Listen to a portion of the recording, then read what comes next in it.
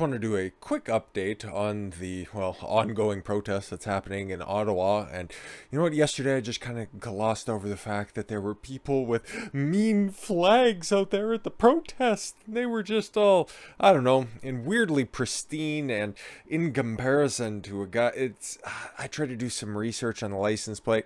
It looked like it might be somebody from Ontario. Can't entirely tell. It's really tough to tell by that very ambiguous photo. Who even knows if it's from the day? And regardless, even if it is, it's a Confederate flag from the United States, and it's one instance of one person. So I'm not going to be like the mainstream media, who's finally, after as much radio silence as they could possibly muster, have decided that, yeah, I guess we got to start fucking talking about this, much to our own chagrin. And they're just trying to pillory it as, just a bunch of evil racist people that are out there just taking all the talking points from their soy boy in chief, who's still in hiding, by the way. Your time's running out on that fucking self-imposed quarantine, by the way. Make sure to get your boosters safe and effective. No, but they're also trying to say that this shit's the Freedom Convoy. Remember, the Freedom Convoy is a cult. These people don't understand that there's one very central and very important thing about being a cult. You kind of need a leader, and that's what we're going to talk about towards the end of this, because as of right now, there's nobody really at the head of this. Okay, there's some organizers for the protest, but when it comes to somebody leading a movement, taking up the banner, not the, the one with the nice little fucking blue X that's on there, okay? Not that one, but no, taking the momentum from the growing support that this convoy has, and then using that political force to really enact a change. There's not really anybody in Canada doing that so far. A lot of support from down south, okay? A lot of support from the people themselves, but to the politicians, the elected officials, some people are starting to rumble, but not the people who are right up there at the top. But that could be changing very quickly. So let's just nip this in the bud, okay, for completion's sake, rather. Okay, so this is, like I said, I was trying to find pictures of the swastika flag that I seen in an Instagram post being denounced, and I couldn't even find that once again, but we did find it again, okay, pictured. So you know what, if you guys get triggered by mean pictures or mean flags, you didn't click on the video to begin with, okay? So, and to my one thumbs downer who's out there, hi, you've probably already clicked off the video, go fuck your mother. So yeah, I had to go dumpster diving on a pretty bog standard leftist outlet, Canadian journalism, in order to find any reports on this, and they were just reporting on an interview that one of the organizers of the Freedom Convoy gave to a few other people that were out there just talking about everything. And he was trying to get to the bottom of this, being like, listen, we got thousands of people who are out there, okay, approaching 1 million, don't quite know, but thousands and thousands of people, thousands and thousands of trucks who are out there, and you have a couple of fringe weirdos, or maybe you have a couple of fed plants that are out there with inflammatory flags, and how are you going to go ahead and color an entire movement based on that? The media has made it their modus operandi for the past, decade and, half a century or so. But yeah, they've been very good when it comes to branding, okay? So why would they endorse any of this stuff to begin with? And again, they had a perfect response, or at least one of the leaders had a very good response to this. So the lead spokesperson for the anti-vaccine mandate, you fucking sped, convoy protests that have shut down Canada's national capital, and it's making Ottawa just come to a halt. Why won't those mean people? You guys have made your point already. Just go home. My cat's all worried. I don't know if you guys have seen this one post that's out there, but one of these fucking spinsters who are up in these apartments, okay? Yeah, during the day and during the evening, which God love them, okay? They're out there, okay? Thousands of trucks that are in the street just moving around. They're out there honking their horn because, a peaceful protest. I find it funny, and she's out there complaining about my honkers and all that kind of stuff, and it's like, oh, my cat, he just experiencing so much anxiety that he just fear shit on the bed. I love it, okay? That's probably to go along with all the other piss and shit that's on your bed as well, so that's what you get. I'm sure you were probably just as distressed when all the buildings were getting smashed out and vandalized for either the churches that were being burnt and those mass graves. More on that shortly, because we got some very funny updates on that one. Funny not in the sense that people might have died. It's just funny in the sense of what happens when you start to excavate some of those graves that are out there and then you come up empty-handed. Spoiler. But when statues were getting spray painted, graffitied, they were getting torn down, okay, or my George Floyd protest, which is funny. You can export one type of hate across the border, but if you export a different type and that's somehow not all right, nope. Sorry about that. But then again, they're just all Redditors anyways, and are they really people? Anyways, yeah, shut down the nation's capital, says he's okay with protesters flying Confederate flags in Ottawa because he wants to hear unacceptable opinions. Funny, because we get into some quotes from the interview, and it's not really what he says, but it's a nice little characterization from some brainlets out there who think that, oh, if I just read one piece of the clearly biased article, I'll just get everything that I possibly need, right? Of course. Benjamin Addictor, all right, a failed candidate for both the Conservative Party and People's Party. Yeah, but he's still out there actually making a difference instead of just banging away on a keyboard like you, Mitchell Thompson. Ugh. If you go by your full proper name, you're probably an asshole. Participated in a Twitter space discussion. Oh, okay, I don't know what that is. With a pair of highly controversial former rebel media personalities, Keenan Bexty and Lauren Southern. I don't really have an opinion on Keenan Bexty. I'm sure I've seen some of his reporting before, but Lauren Southern doesn't really do it for me. She's popular among the thirsty conservative crowd, but to me she's a chameleon, but a different issue for a different time. During the Twitter space chat hosted by Bexty, Dictor was asked about photos circulating of hate symbols at the convoy. Both of them, oh my god, including multiple Confederate flags too, and flags displaying Nazi swastikas. Oh my god! Well, can you say that it's multiple, or if it's just one and another one of a person who just has really bad judgment? And it's like, listen, these guys have been very, very good about their branding, so why would they start endorsing the swastika? It's a Tibetan good luck sign. No, it's not. No, it's not anymore. Okay, listen, it's fucking moved on from that a long time ago. But, well, Dictor claimed that the swastika was a false flag operation carried out by the federal government. Probably right. He did not condemn the Confederate flag. Why should you? It's a fucking piece of, I don't know, rayon that's flying from the back of somebody's truck, okay, or just recently unfurled. Because that's the one that we talked about yesterday. Okay, that's the one, that's the protester who is, well, this guy right here, who you know is definitely just an organic protester. He's just there with the cause, right, brother? No, because you know, truckers and everybody who was at the protest, we seen the pictures yesterday, you know that they're big balaclava guys. You know what, they're the ones that are out there protesting all this stuff, and they really want to make sure that their identity is kept secret.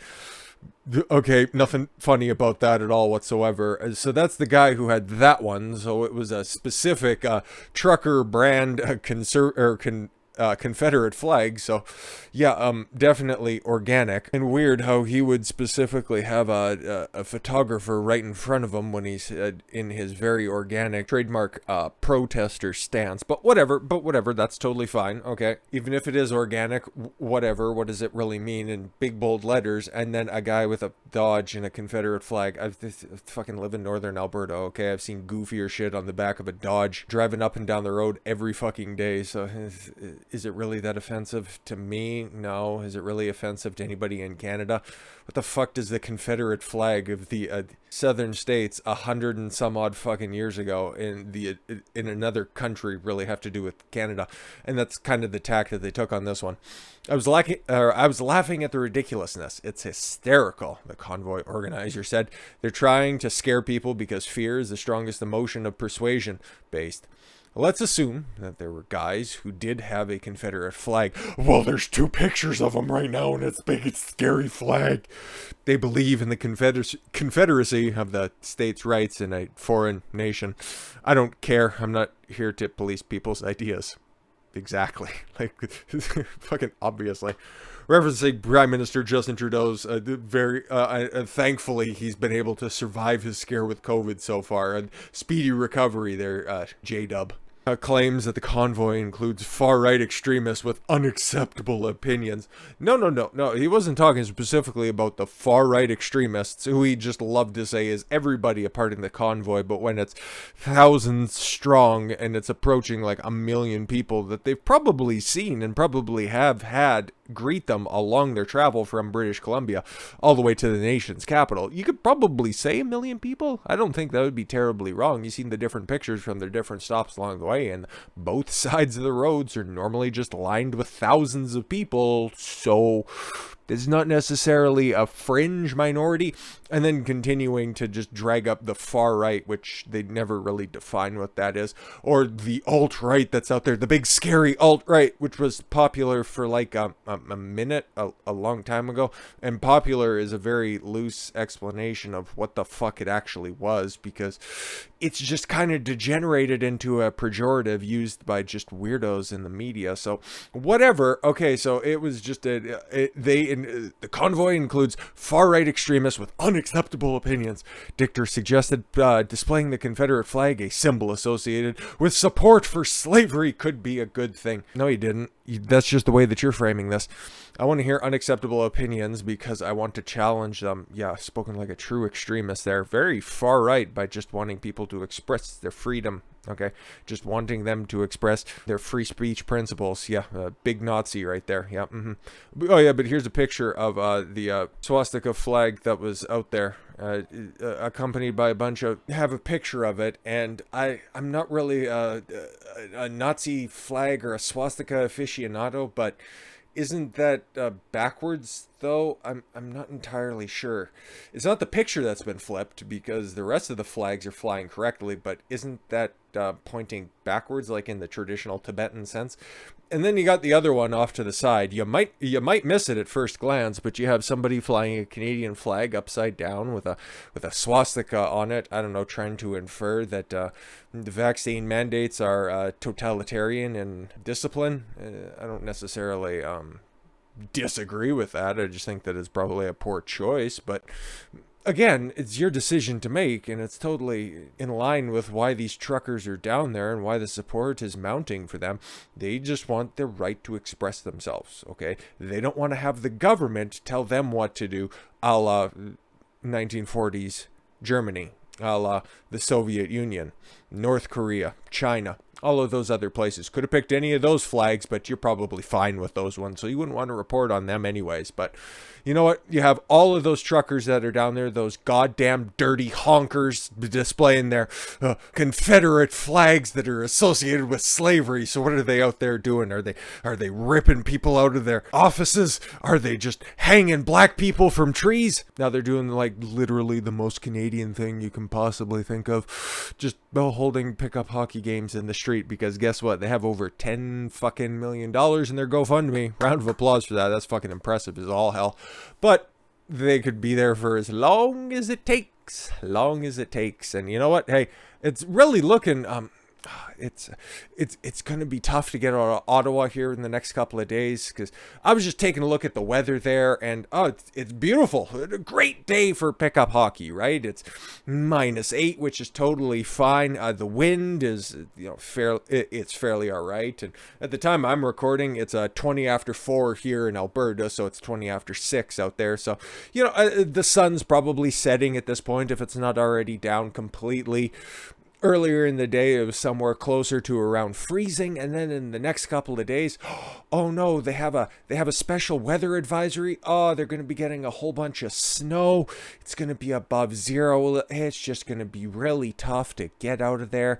And even, hey, they're saying like a winter weather travel advisory in effect. So it really looks like it's going to be tough to get out of the city for the next few days, if not a week. So I don't know what to expect, really, other than a hell of a lot more pickup hockey games, which I'd highly recommend. It's pretty much law that everybody in Canada has had to play one at one point or another. And in fact, I forget, maybe 9th grade it was, had an outdoor ed class that was taken over by a substitute teacher about halfway through, after the teacher left for a different position in another city. And the rest of our curriculum from the spring all the way through the summer, it consisted specifically of pick up hockey outside. Outdoor ed, yeah, just grab a stick and nobody raise the puck up too high. So that's the state of the literal racist, hateful convoy playing hockey in the streets with the sound of honk honk honk in the background. Very dangerous, very racist.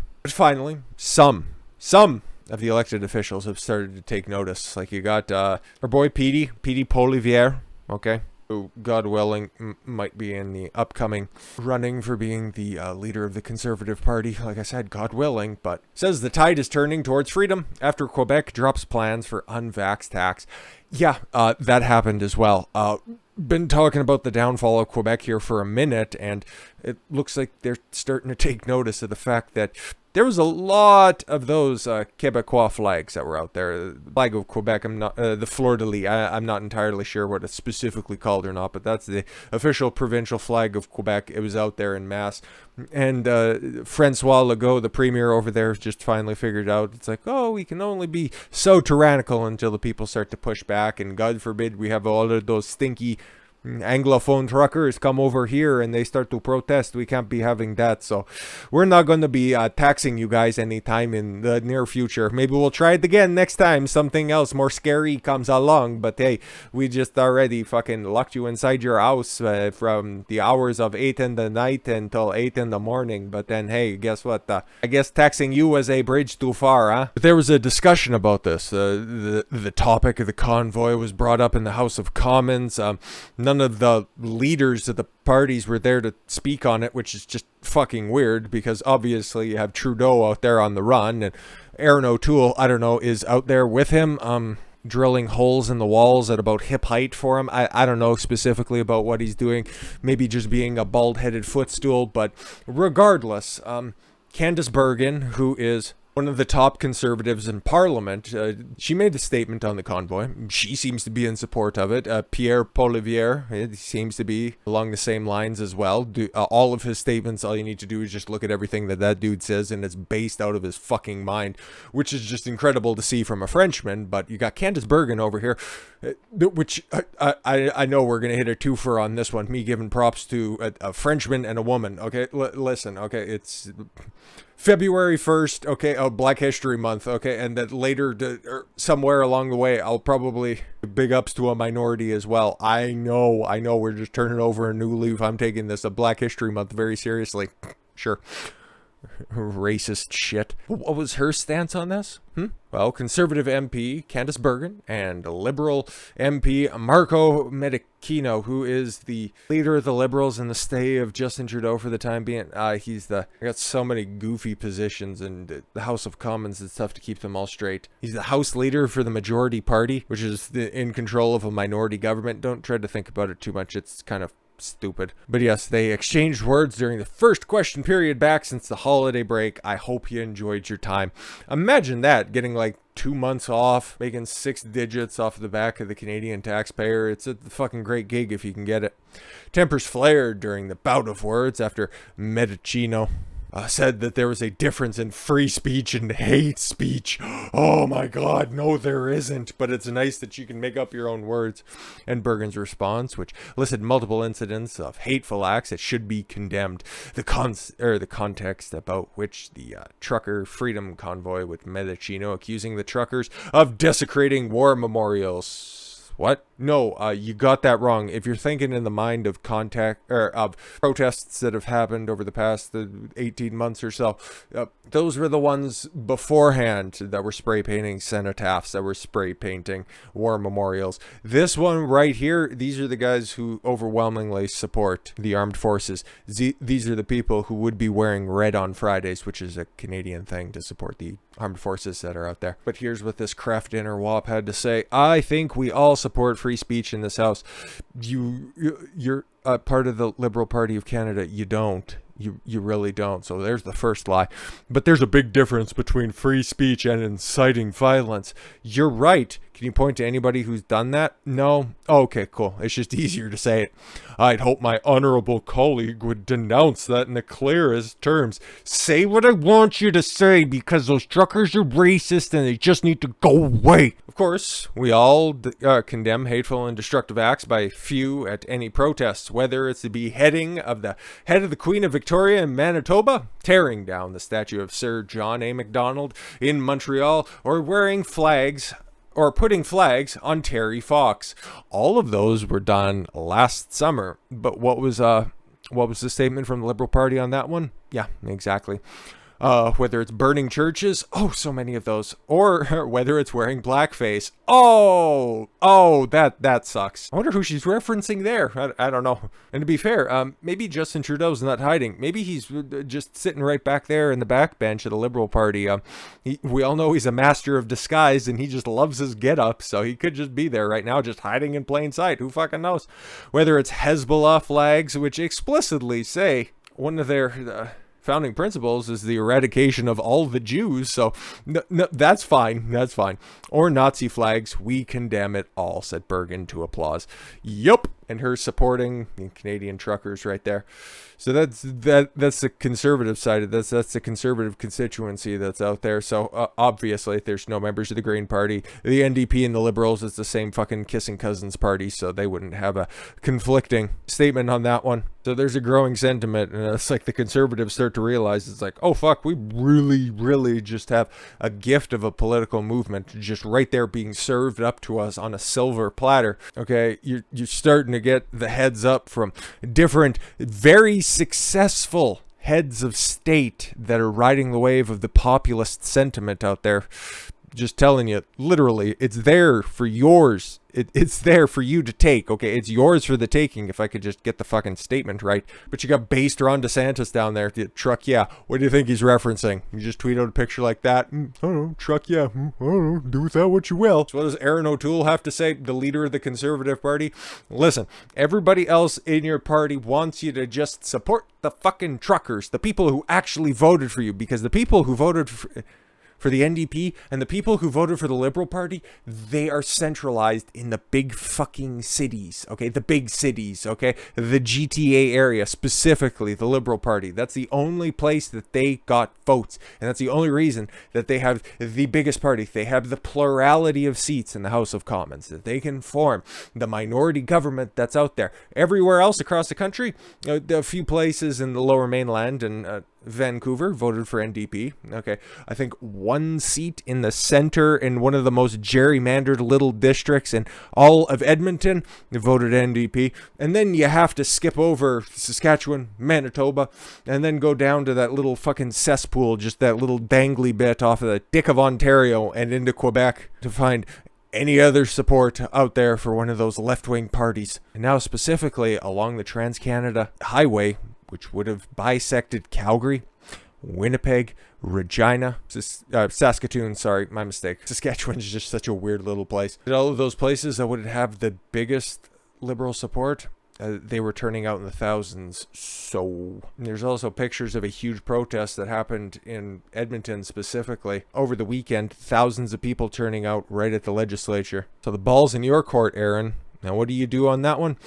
No, he just doubles down on being good pals with Justin Trudeau, saying that, oh, well, the Conservative Party is not going to become the NDP of the right.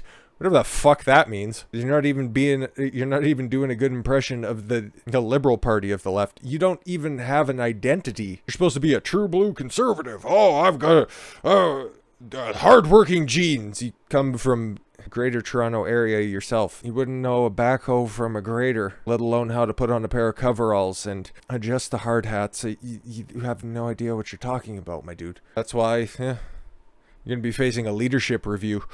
Ooh, this is the first step in finally getting rid of this fucking anchor around the neck of the Conservative Party, and maybe, in the near future, we might actually be getting a competent leader in order to marshal together an opposition force, something we've been lacking since Stephen Harper left in 2015. Conservative leader Erin O'Toole will face a vote of leadership, with one former caucus supporter now saying that more than one-third of him 1/3 of them want him gone. It's actually worse than that. The Canadian press has confirmed that Ontario MP Scott Reid, chair of the party's caucus, has informed MPs that he received written notice with signatures from at least 20% of the members requesting a review of O'Toole's leadership. The best I could tell from different sources I was looking at before recording the video was that you needed at least 15% of elected MPs to trigger this leadership review, to table a leadership challenge. And then from there, if it's successful, could be moving forward. But obviously, they have more than enough signatures on this one, so it's going forward.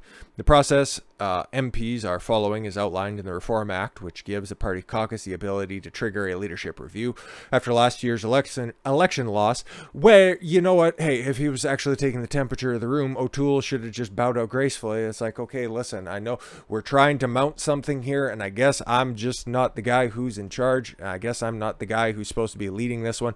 We lost a couple of seats in the most pointless election, at least in my lifetime, that did literally nothing. Okay, he should have resigned when literally everybody was just asking, why the fuck is Trudeau doing this? And then he ended up failing to gain any ground. Should have just bowed your head. He should have just bowed away and just left with at least some dignity. But no, he was going to stick it out because finally, the mainstream media was paying you attention. That's all you were really looking for, right, little Erin? But yeah, just the difference a couple of months makes.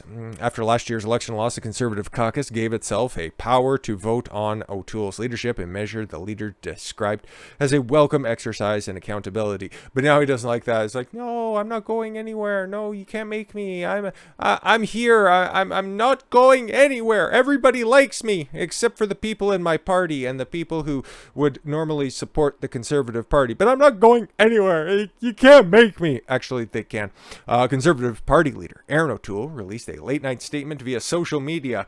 Trust me, the people who are on social media and the people who would read that don't like you anyways and would never vote for you or your party. So I don't know who you're trying to placate, mystery man. Following the news that his party would review his leadership on Monday, 35 Conservative MPs signed a letter calling for the leadership review of party boss Erin O'Toole.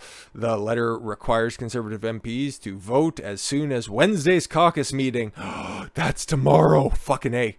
Sources told Globe and Mail that at least 63 out of 119 Conservative MPs are ready to vote against O'Toole.